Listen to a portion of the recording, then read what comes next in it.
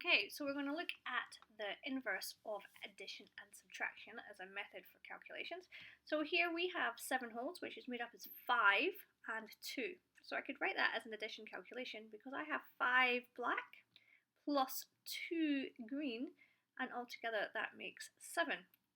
Alternatively, I could say I have 2 green and I have 5 black, which also equals 7. So I can write 2 plus 5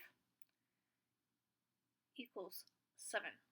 Now I could flip that and write it as a subtraction calculation. I have 7 altogether, and I could take away 2 green, and that's going to leave me with 5 black. So 7 take away 2 equals 1, 2, 3, 4, 5 black. So 7 take away 2 equals 5. Likewise, I could do 7 take away my 5 black, which is going to leave me with 2 green. So that's a nice simple example to get us started, but it shows you how working out the one calculation can give you the answers to 4 different calculations. It works with larger numbers, so we have 31 here plus 17, which equals 48. An alternative addition calculation using those numbers would be 17 plus 31 equals 48. And the subtraction ones for this family would be 48 subtract 17 equals 31, and 48 subtract 31 equals 17.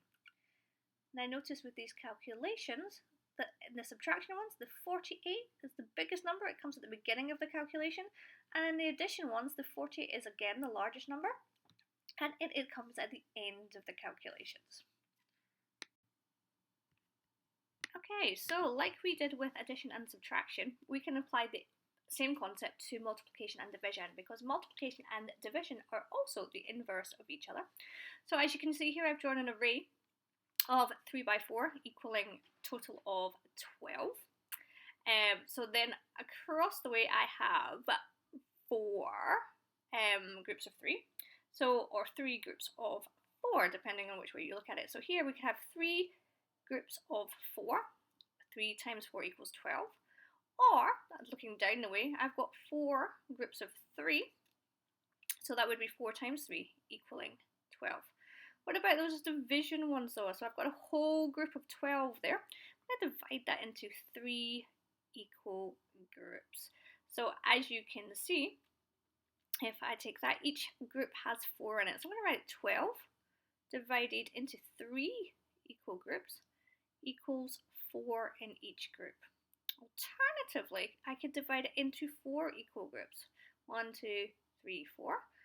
And as you can see there, each group has 3 in it.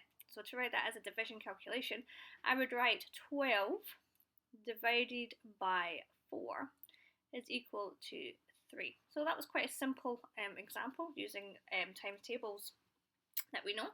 Trying it with a larger number here. So I've got 5, 11, and 55. 5 times 11 equals 55, and I can use those numbers to create a fact family.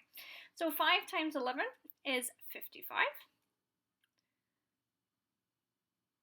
and 11 times 5 is 55. I can also use that to make 2 division calculations. 55 divided by 11 equals 5. And 55 divided by 5 equals to 11. Like with the addition calculations, the largest number is coming at the end of the number sentence with multiplication. And with division, the largest number is coming at the beginning of the number sentence.